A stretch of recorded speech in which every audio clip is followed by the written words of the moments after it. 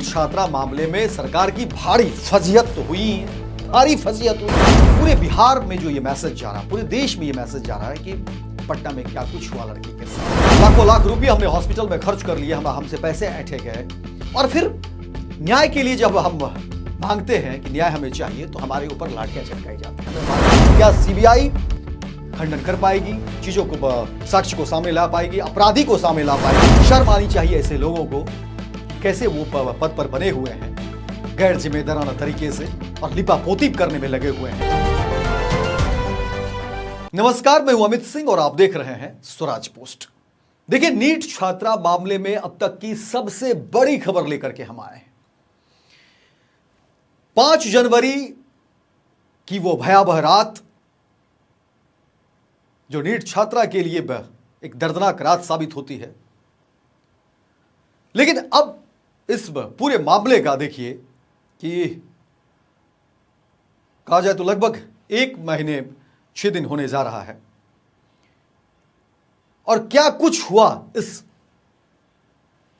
1 महीने या 1 महीने 6 दिन में, वो पूरी रिपोर्ट हम आपको बताएंगे। और कौन कौन लोग इस खबर को दबाने में लगे हुए थे, कौन से मंत्री के बेटे को लेकर के जो आरोप लग रहे थे, यानी इस पूरे मामले में जिस नेक्सस की बात हो रही थी, जो नेटवर्क की बात हो रही थी, आखिर इसकी सच्चाई क्या है। हालांकि एक के बाद एक जांच की बात सामने आती रही। हालांकि शुरू में लड़की पर ही आरोप लगा दिए गए थे। लड़की का चरित्र हनन करने की जो बात है वो परिजनों ने लगाए, लड़की के माता पिता ने लगाए, कहा कि लड़की का चरित्र हनन किया जा रहा है। और डॉक्टरों ने तो यह भी कह दिया था कि लड़की ने सुसाइड की है। पुलिस के वरीय अधिकारी भी प्रेस कॉन्फ्रेंस करते नजर आए थे और पत्रकारों को एक तरीके से डराने की भी बात कही जा सकती है, क्योंकि जिस अंदाज में वो प्रेस कॉन्फ्रेंस हुआ था उसमें कहा गया था कि देखिए, आप लोग खबर को अलग दिशा में ले जा रहे हैं, ऐसा नहीं है, लड़की ने सुसाइड किया है। हालांकि जब पोस्टमार्टम की रिपोर्ट आ गई तो सब कुछ सामने आया, पूरा खेल पलट गया, और फिर मीडिया की दबिश बढ़ती है और फिर जांच आगे बढ़ती है।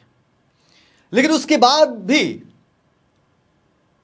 जो जांच होनी चाहिए परिजनों के मुताबिक, वो जांच हो नहीं रहा था। परिजनों पर ही दबिश बढ़ाई जा रही थी, ऐसा परिजनों का आरोप है। नीट छात्रा के गांव पहुंच रहे थे पुलिस, दिन में, रात में, और कोई एक बार नहीं, कहा गया कि लगभग 8 से 10 बार पुलिस की टीम नीट छात्रा के गांव पहुंचती है, घर पहुंचती है, और फिर एक अलग खेल शुरू होता है। एसआईटी गठित की गई इस पूरे मामले में, सीआईडी तक को भी ये सौंपा गया, और फिर जब घर वालों को लगा कि भाई ये जांच में कुछ हो नहीं रहा है, घर वालों ने कहा कि पुलिस जो जांच कर रही है या जिस तरीके से खंगाल रही है, क्योंकि मामला रह रहकर जहानाबाद की तरफ ही इशारा कर रही थी, जो पुलिस वाले बता रहे थे, जो रिपोर्ट सामने आ रहे थे। लेकिन आपको बता दें कि जब पोस्टमार्टम की रिपोर्ट आ गई तो उसके बाद भी पोस्टमार्टम रिपोर्ट सही है या गलत है या क्या है, उसको लेकर के फिर से कहा गया कि नहीं, अब इसको एम्स में भेजा जाए। हालांकि एम्स ने अभी तक इस पर कोई भी टिप्पणी नहीं की है। एम्स की तरफ से अभी इस पर कोई भी जवाब नहीं आया। वो जवाब क्यों नहीं आया है उस पर भी हम लोग चर्चा करेंगे, और वो सवाल भी है कि आखिर एम्स ने अब तक जो पोस्टमार्टम सेकंड फिर ओपिनियन की बात हो रही थी, वो क्यों नहीं दिया एम्स ने, वो एक सवाल तो है। हालांकि उस पर भी हम लोग चर्चा करेंगे और बात करेंगे कि आखिर क्यों डिले हुआ, क्या कुछ हुआ। एफएसएल की रिपोर्ट आ गई, फॉरेंसिक साइंस लेबोरेटरी की रिपोर्ट आ गई, और उसमें मेल स्पर्म की बात आ गई, और कहा गया कि लगभग जो है 18 से 21 वर्ष का रहा होगा कोई, वो मेल स्पर्म है। लेकिन पुलिस और एसआईटी फिर प्रेस कॉन्फ्रेंस की जाती है टीम एसआईटी की टीम की तरफ से और कहा गया कि नहीं, और फिर वही पूरा का पूरा मामला जो है दोहराया गया और फिर लड़की के सुसाइड करने की बात जो है फिर उसमें दोहराई गई कि लड़की भी डायरी लिखती थी और डायरी में लिखी हुई बातों से ऐसा लगता है, ऐसा प्रतीत होता है, यानी ऐसी कोई बात लिखी नहीं है,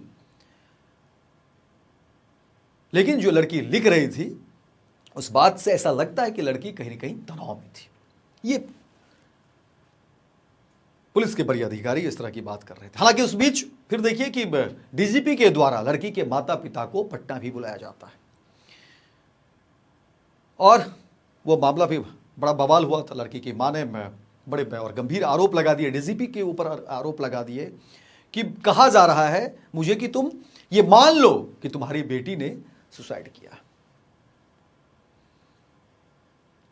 हालांकि लड़की की मां उसी वक्त प्रतिकार करती है, डीजीपी के ऊपर ही गंभीर आरोप लगा देती है और फिर मीडिया के कैमरे और तमाम चीज और फिर क्या कुछ होता, हमने स्वराज पोस्ट पर वो तमाम खबरें चलाई और शुरू से लेकर हमने कहा था कि देखिए भरोसा बनाकर रखिए, एक एक सच, एक एक बात हम आपको दिखाएंगे। हम किसी के बहकावे में नहीं है, हम कोई भ्रामक खबर नहीं चला सकते और ऐसी कोई ताकत है नहीं जो हमें खरीद सके, क्योंकि हमारे सपने उतने बड़े नहीं हैं, उतने बड़े दैट मीन्स कि वैसे सपने नहीं हैं जिसके लिए हमें बिकना पड़े। इसलिए भरोसा बनाए रखिए और आप लोगों ने भरोसा बनाया और जब आप भरोसा बनाते हैं तो हमारी जिम्मेदारी बड़ी हो जाती है और जब आपकी हमारी जिम्मेदारी बड़ी होती है तो जाहिर तौर पर हमारी कोशिश होती है कि एक एक बात, एक एक जो फैक्ट्स हम रखें वो जांच परख कर रखें। और आपको बता दें कि दबिश मीडिया पर बनाई गई, स्वराज पोस्ट के ऊपर दबिश बनाई गई, अलग अलग तरीके से फोन कॉल्स लोगों के आने शुरू हो गए और कई तरह की बातें, जाति का रंग दिया गया, अलग अलग तरह की बातें की गई, लेकिन हम उससे आगे बढ़ते हैं और अब क्योंकि खबर जानना बेहद जरूरी है कि आखिर इतने दिनों में क्या कुछ हुआ। और फिर देखिए जब स्वराज पोस्ट ने खबर चलाना शुरू किया, चाहे वो शंभू गर्ल्स हॉस्टल की खबर हो, प्रभात हीरावती मेमोरियल हॉस्पिटल की जब बात हो, डॉक्टर सतीश को लेकर के जब ने खबरें उठाई कि आखिर क्या कुछ हुआ, और उस हॉस्पिटल की जो स्टाफ है, जो केयरिंग स्टाफ है, उसको लेकर के उसके बयान जब हमने चलाए तो उस पर भी कई लोगों ने कहा कि नहीं वो नर्स नहीं है, उसके बयान के क्या मायने हैं,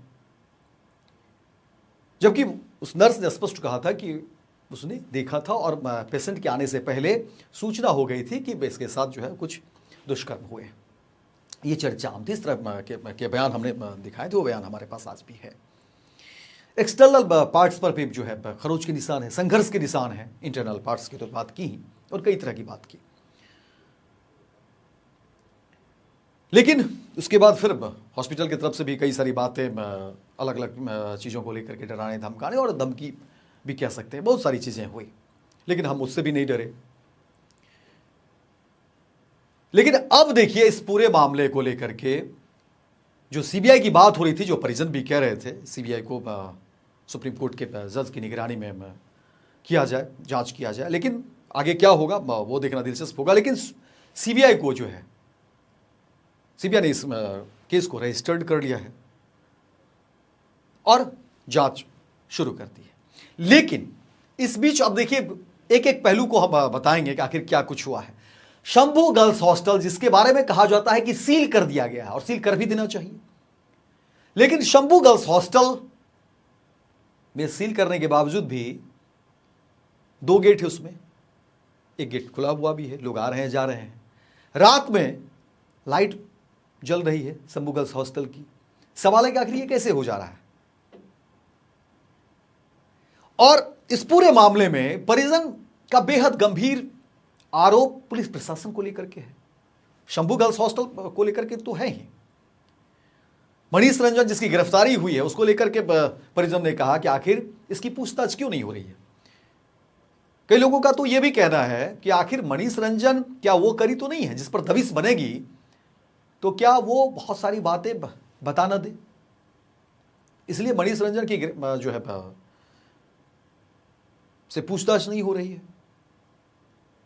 और जाहिर तौर पर जब आपने मनीष रंजन को गिरफ्तार किया तो उससे पूछताछ क्यों नहीं कर रहे हैं? एक बड़ा और गंभीर सवाल है। और सवाल पुलिस के तमाम जो अधिकारी हैं जो इस केस में जुड़े रहे, आखिर जांच में इतनी देरी क्यों, फैक्ट्स जुटाने में इतनी देरी क्यों? और खानापूर्ति के लिए रोशनी कुमारी जो चित्रगुप्त थाने की थाना प्रभारी हैं उसे हटा दिया गया महज एक खानापूर्ति। और वहाँ भी कहा जा रहा है कि जो सीसीटीवी फुटेज थे वो एक प्राइवेट निजी ड्राइवर के द्वारा जो है मंगाया गया था। यानी हर बात में मामला ये दिखाता है कि कहीं न कहीं एक बड़ी लापरवाही, और परिजन जो आरोप लगा रहे हैं, पुलिस पर आरोप लगा रहे हैं सीधे सीधे, तो अब इस पूरे मामले की भी क्यों नहीं जांच होनी चाहिए? क्या जिम्मेदारी नहीं बनती है किसी की इस पूरे मामले में?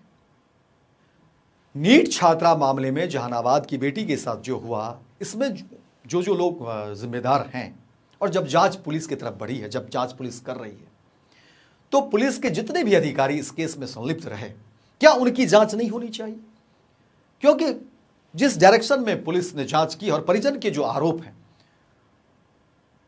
और 3 दिन पहले भी कहा गया कि पुलिस की टीम जाती है फिर से नीट छात्रा के घर पर गांव में, और कहा गया कि नहीं अब उनके चाचा का भी जो है सो डीएनए सैंपल चाहिए। बाकी लोगों के तो सैंपल लिए ही, 25 लोगों के अब तक सैंपल लेने की बात कही जा रही है इस मामले में। तो गांव लोग जो परिजन थे उनका कहना है कि भाई आप आइए और कैंप लगा दीजिए। और दूसरी बात कि जब जो भी आप डीएनए जांच चाहते हैं तो रात में टीम क्यों आती है? और लड़की के परिवार से जो जुड़े हुए लोग हैं, जो परिवार के समर्थन में हैं, क्योंकि जंतर मंतर पर भी प्रोटेस्ट हुआ था, लड़की के माता पिता वहाँ भी गए थे, पटना में भी क्या कुछ हुआ कि कितनी लाठियाँ लड़की के पिता और माँ ने खाई, ये बात उन्होंने तो बताया ही स्वराज पोस्ट को। तो उनके समर्थन में जो लोग हैं, क्या उन्हें उनके ऊपर दबिश नहीं है? उन्हें कमज़ोर नहीं किया जा रहा है? तो परिजनों का आरोप है कि भाई ये क्या केस को कमज़ोर करने की कोशिश है, परिजनों को दबाने की कोशिश है कि कहीं ना कहीं इसको इतना कमज़ोर कर दो कि भाई ये आवाज़ ही ना उठा सके। और एक मामला और है जिस पर हम आएंगे।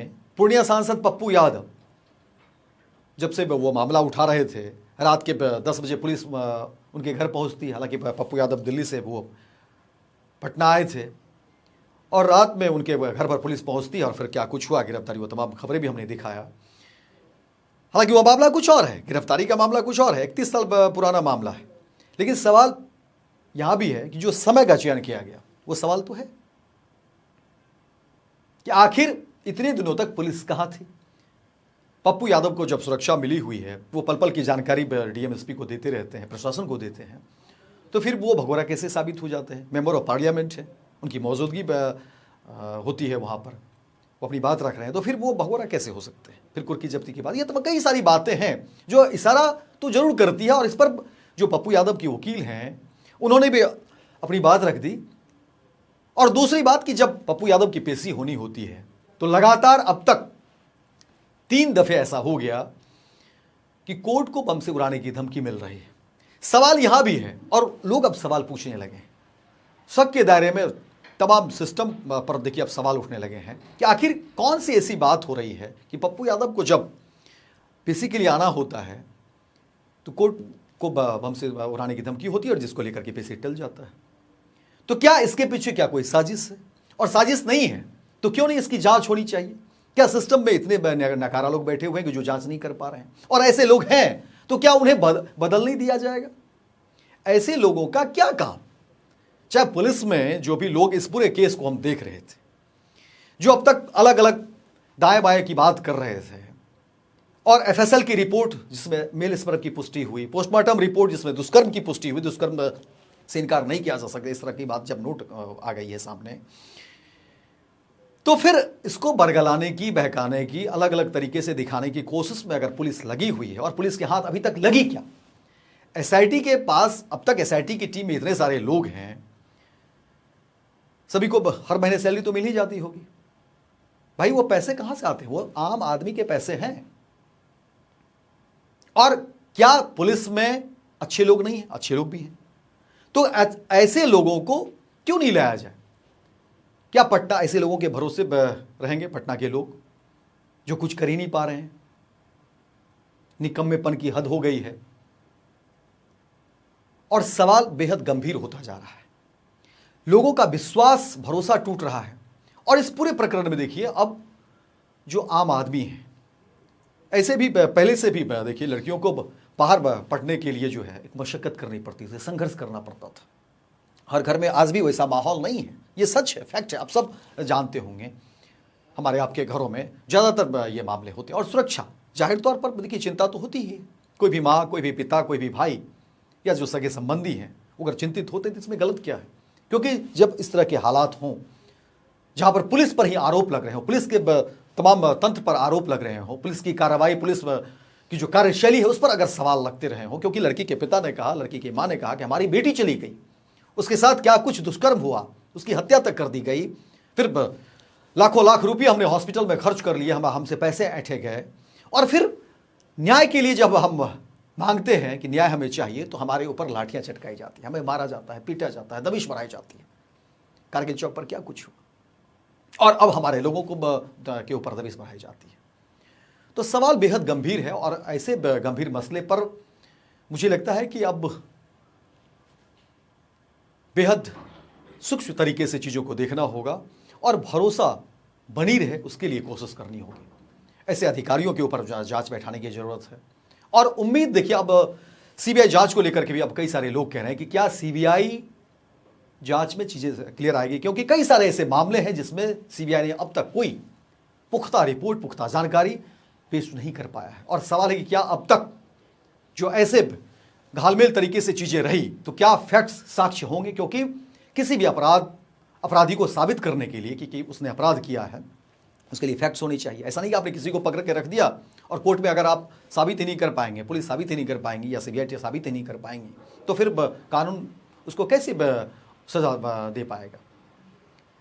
तो ये भी एक मसला है।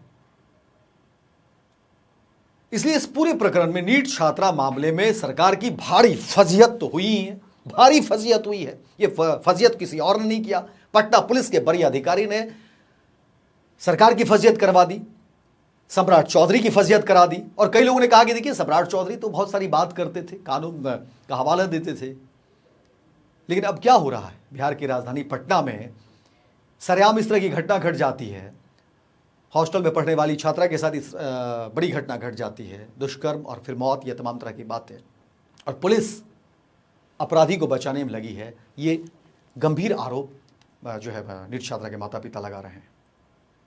और सवाल अब ये भी है कि पूरे बिहार में जो ये मैसेज जा रहा है, पूरे देश में ये मैसेज जा रहा है कि पटना में क्या कुछ हुआ लड़की के साथ, और लड़कियां देखिए घर लौट गई हैं, माता पिता ने घर बुला लिया कि भाई आओ,